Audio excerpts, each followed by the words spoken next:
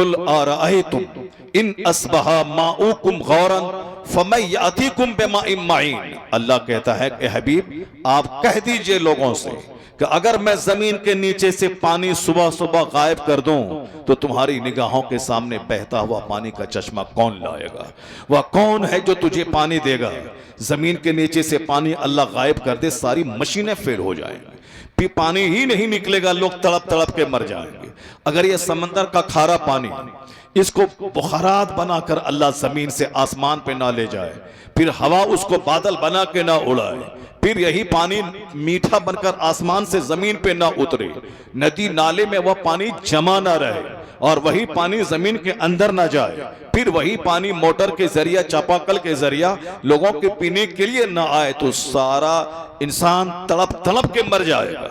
वह खुदा है चूंकि दुनिया में 75% हिस्सा समंदर का है और यह समंदर में मेजॉरिटी मैक्सिमम समंदर खारे पानी का मजमुआ है कि समंदर के किनारे बंदा रहे प्यास के मारे मर जाएगा, लेकिन यह समंदर का नमकीन पानी उसकी प्यास को बुझा नहीं पाएगा। इतना कमजोर इंसान खुदा से लड़ाई करने जा रहा है, खुदा से जंग करने पे आमादा है। जैसे खुदा की दुनिया को हिला के रख देगा, जैसे खुदा की दुनिया को पाप से भर देगा। कौन खुदा, कैसा खुदा? जब अल्लाह रब्बुल इज्जत के सिस्टम में छेड़छाड़ करना बंदा चाहता है। खुदा की जमीन, खुदा का आसमान, खुदा का सूरज, खुदा का चांद, खुदा की दी हुई ऑक्सीजन, खुदा का दिया हुआ पानी, खुदा की दी हुई आग, और ये बंदा अपने हिसाब से जीना चाहता है कि जब चाहे सोएं, जब चाहे उठें, जो चाहे खाएं, जबकि इंसान को एक सिस्टम अल्लाह ने दिया था। एक तो अंदर इंसान के ज़मीर में सारी बातें पैदा कर दी है, कद अलहमहा फुजूरहा व तक़वाहा। ये इंसान को अल्लाह ने ब्रेन दिया है, इस ब्रेन के जरिए वह सोचे कि अच्छी चीज है, यह बुरी चीज है। हर आदमी का ज़मीर फैसला करता है कि यह गलत है, यह सही है। चाहे पागल क्यों ना हो, वह झूठ को बुरा समझता है, वह सच को अच्छा समझता है। चाहे मजनू क्यों ना हो, वह शराब को बुरा समझता है, वह दूध को अच्छा समझता है। इसलिए अगर भले ही वह शराब पिए, मगर उसको ज़मीर उसका कहता है कि यह गलत है। जबरदस्ती ज़मीर की आवाज को दबा करके बंदा शराब पी लेता है, लेकिन अंदर से एक आवाज आती है कि this is right, this is wrong, this is beneficial, this is harmful, this is good, this is bad, this is legal, this is illegal. एक आवाज अंदर से आती है। ये क्वालिटी इंसान के अंदर अल्लाह ने रख दिया है ताकि अगर कोई समझाने वाला ना भी समझाए तो इसका ज़मीर सबसे बड़ा मुफ्ती बनकर इसको बताए ये हराम है, ये हलाल है, ये जायज है, ये नाजायज है। चाहे वो रहे ईसाई, रहे क्रिश्चियन, रहे यहूदी, रहे वो हिंदू, रहे मुशरिक, रहे वो बौद्ध और जैन, रहे वो जाहिल, रहे वो देहाती, रहे वो शहरी, लेकिन ये क्वालिटी सबके अंदर है। सबके ज़मीर में ये बात डाल दी गई है कि वो भले और बुरे की तमीज कर सके। इसके अलावा और अल्लाह ने एक दूसरा इंतजाम फरमाया।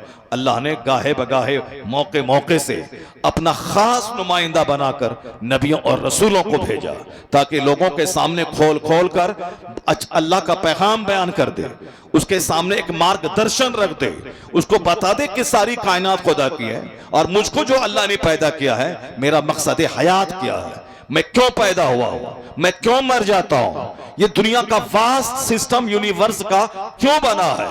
ऐसे ही कि मैं खाऊं पीऊं, शादी ब्याह करूं, 2-4 बच्चे पैदा करूं, उसके बाद जैसे चाहूं जियो और मर जाऊं और जमीन में जाके सड़ जाऊं। इसीलिए अल्लाह ने बगैर खंबे के इतना बड़ा आसमान पैदा किया है, इसीलिए अल्लाह ने इस जमीन को समंदर के ऊपर में बनाया है, इसीलिए ये सूरज इस जमीन के मुकाबले में करोड़ों गुना बड़ा है, जो देखने में एक फुटबॉल की तरह लग रहा है, मगर यह सूरज इस जमीन के मुकाबले में, जिस जमीन पर अमेरिका से लेकर मलेशिया तक दुनिया के 200 से शायद ममालिक, 800 करोड़ से ज्यादा इंसान आबाद है, जिस जमीन पे फसलें हो रही हैं, मकानात बन रहे हैं, सड़कों की तामीर हो रही है, बड़ी बड़ी फैक्ट्रियां बन रही है, यह जमीन दुनिया का सिर्फ 25% हिस्से पे खुश्की है, इसी पे मकानात है, बाकी 75% सिर्फ समंदर है, पानी है, और यह जमीन पानी के ऊपर में टिकी हुई है। अल्लाह ने पहाड़ का पिलर बनाकर इस जमीन को करार दिया है ताकि जमीन ठहरी भी रहे और इस जमीन पे 150 मंजिला मकान भी बन सके। तो जिस अल्लाह ने इतने सिस्टम के तहत जमीन समंदर के नीचे से मवाद निकालकर उस मवाद को ऊपर करके पहाड़ को पिलर बनाया हो ताकि जमीन हिलने नहीं पाए, जमीन को करार मिले, ऐसे ही कि मैं दुनिया में पैदा हूं, खाऊं पीऊं और मर जाऊं, जमीन में जाके सड़ जाऊं। इसीलिए अल्लाह ने समंदर का सिस्टम, बादलों का सिस्टम, खारा पानी को मीठा बनाने का सिस्टम, जमीन में एक दाना मैं डालता हूं, वह दाना सड़कर एक पौधा निकालता है, वो एक पौधा 1000 दाने हमको देता है। ये सारा सिस्टम इसीलिए है ताकि मैं खाऊं पीऊं, ज़िना करूं, शराब पीऊं, मार धाड़, लड़ाई झगड़े करूं और साफ दिमाग को हसद, जलन, कीना, कुदूरत से भर दूं। उसके बाद एक गंदी जिंदगी गुजार कर करोड़ों गुनाहों में लथपथ होकर मैं दुनिया से मर के चला जाऊं और जमीन में सड़ जाऊं। इसीलिए अल्लाह की जमीन को दंगों से भर दिया जाए, इसे पाप से भर दिया जाए। एक बंदा रेलवे स्टेशन पे नमाज पढ़ रहा है तो लोग कहते हैं ये सार्वजनिक स्थान है, ये नमाज पढ़ने की जगह नहीं है। लेकिन उसी जगह एक बंदा शराब पी रहा है, कोई बोलने वाला नहीं है। उसी जगह एक बंदा, एक नौजवान जोड़ा आपस में चुमा चाटी कर रहा है, कोई बोलने वाला नहीं है। ये सार्वजनिक स्थान है, ये चुमा चाटी की जगह नहीं है, ये साहब शराब पीने की जगह नहीं है। मगर नहीं, नमाज पढ़ने से चिढ़ है, इबादत करने से चिढ़ है, तिलावत से चिढ़ है, मगर शराब नोशी से चिढ़ नहीं है, ज़िनाकारी से चिढ़ नहीं है, हुड़दंगबाजी करने से चिढ़ नहीं है, हुल्लड़बाजी करने से चिढ़ नहीं है। जब इंसान इतना ज्यादा गिर जाए, इतना ज्यादा खुदा की जमीन को पाप से भर दे तो फिर क्या हो रहा है, फिर क्या होगा। समंदर के किनारे लोगों को चाहिए कि अल्लाह रब्बुल इज्जत के कहरो जलाल को याद करे, समंदर के किनारे मुसल्ला बिछा के सजदा करे, क्योंकि अल्लाह रब्बुल इज्जत है जो इस समंदर के किनारे खुश्क शहर आबाद किया है। बंबई जैसा हिंदुस्तान की सनअती राजधानी, हिंदुस्तान का सबसे कीमती शहर, वो आबाद है कहां? समंदर के किनारे। सुनामी की एक छोटी सी लहर पूरे शहर को समंदर में समा सकती है, लेकिन अल्लाह ने पानी को रोक के रखा है। 50-50 मंजिला मकान उस बंबई शहर में कायम है। लॉस एंजलिस जो दुनिया का सबसे महंगा शहर है, वो समंदर के किनारे आबाद है। ब्रिटेन वो सब समंदर के चारों तरफ एक आइलैंड, एक जजीरा है। इंडोनेशिया का बाली जजीरा, जिसको देखने के लिए करोड़ों लोग जाते हैं। वो क्या है इंडोनेशिया? वो एक जजीरों का मुल्क है। वो एक जजीरा यहाँ, एक जजीरा वहां, यानी समंदर के बीच में छोटा सा टापू, उसी टापू पर एक बसा है एक स्टेट, यानी जजीरों का शहर है। ये थाईलैंड क्या है? समंदर के किनारे एक शहर है। ये चाइना, ये जापान के बड़े बड़े शहर समंदर के किनारे। हिंदुस्तान को ही ले ले, हिंदुस्तान में चेन्नई जो एक 4 महानगरों में एक सबसे बड़ा महानगर है, वो भी समंदर के किनारे। बंबई समंदर के किनारे, कलकत्ता समंदर के किनारे, ये तीनों महानगर समंदर के किनारे है। समंदर के किनारे जाकर बंदा को फौरी सजदे में गिर जाना चाहिए। इलाही, तूने समंदर के किनारे इतना खूबसूरत शहर आबाद किया है। राजधानी दिल्ली में उतने कुल कारखाने नहीं है जितने कलकत्ता में, जितने चेन्नई में, जितने बंबई में। यानी जो राजधानी है वो भी बंबई जैसा मालदार शहर नहीं है। ये समंदर के किनारे ये शहर आबाद है। इलाही, तूने समंदर के पानी को रोक के रखा है। समंदर के पानी को देखने के बाद खुदा के कहरो जलाल को याद करे, खुदा की अजमतों जलाल को याद करे। वहां समंदर के किनारे सजदे में सर रख के खुदा की इबादत करना चाहिए। लेकिन ये शरीर इंसान, ये बदतमीज इंसान उसी समंदर के किनारे को ज़िना से भर दिया है। नौजवान जोड़े जहां भी समंदर का किनारा मिला बस मस्तियां शुरू किया। चाहे वो साहब समंदर के किनारे बंबई में जुहू चौपाटी हो, या गोवा में समंदर का किनारा हो, या बाली द्वीप पे हो, जहां देखे उसी समंदर के किनारे गुना। ये गोवा 3 तरफ से समंदर से घिरा हुआ शहर है। अब जाके देख लें आने वाले दिसंबर में वहां क्या धमाल मचता है। समंदर में जुआ खेला जाता है, समंदर में जवान जोड़े डांस करते हैं, समंदर में ज़िना का सिस्टम कायम है। समंदर के किनारे नीम बरहाना, फुल बरहाना आदमी समंदर में डुबकी लगाना, फिर रेत पे सो जाना।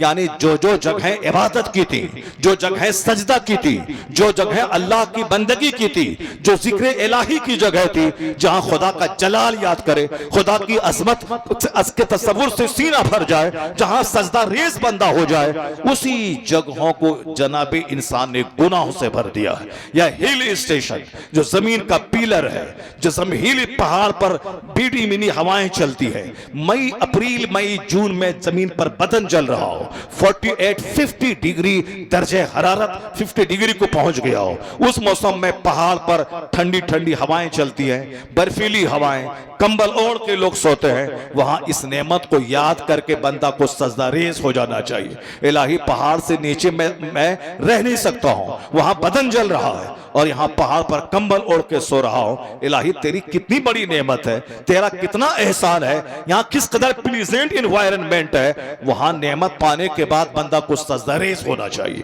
अल्लाह का जिक्र करना चाहिए, रब्बे करीम के सामने अपनी खताओं की माफी मांगनी चाहिए। लेकिन ये जनाबे इंसान उसी हिल स्टेशन, उसी पहाड़ी जगह को ज़िना का अड्डा बना दिया है, शराब का अड्डा बना दिया है। जरा जाके देखें बंबई और पूना के बीच में जो पहाड़ी जगह है वहां क्या तमाशा हो रहा है। जरा देखें हिंदुस्तान के बाजू में मुल्क है एक नेपाल, नेपाल की राजधानी काठमांडू है हिल स्टेशन पर। जरा देखें उस काठमांडू के होटलों का शहर, ज़िना से पीट दिया है उस शहर को लोगों ने।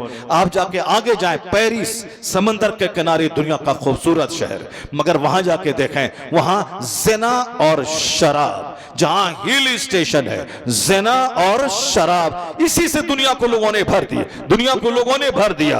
हिल स्टेशन सजदे की जगह, मगर लोगों ने ज़िना और शराब से भर दिया। समंदर का किनारा सी शोर, ये इबादत की जगह, मगर उस समंदर के किनारे को लोगों ने ज़िना और शराब से भर दिया। एक जगह है गार्डन, वो कश्मीर का शालीमार बाग, वो कश्मीर का निशात बाग, वो कश्मीर का डल झील, वहां जाके देखें वो जहां कश्तियों का शहर, उसको लोगों ने ज़िना और शराब से भर दिया है। वो शालीमार बाग, वो निशात बाग, वो साफ कश्मीर का गुलमर्ग जाए। इसी तरह दुनिया में जहां जहां नेचुरल साइट्स है, जहां खूबसूरत जगह है, जहां देखने को जी चाहता है, जहां सरों की कतारें, जहां जबरदस्त फूल के दरख्त और जहां जबरदस्त सब्जियों का सिस्टम, देखने के बाद दिल बाग बाग होता है, फुल मिकदार में ऑक्सीजन मिलती है, आंखों को ठंडक पहुंचती है। उन जगहों को जाने के बाद होना यह चाहिए था कि बंदा उस शालीमार बाग में मुसल्ला बिछा दे और कहे इलाही जब ये दुनिया का ये बाग इतना खूबसूरत है तो जन्नत का बाग कितना खूबसूरत होगा,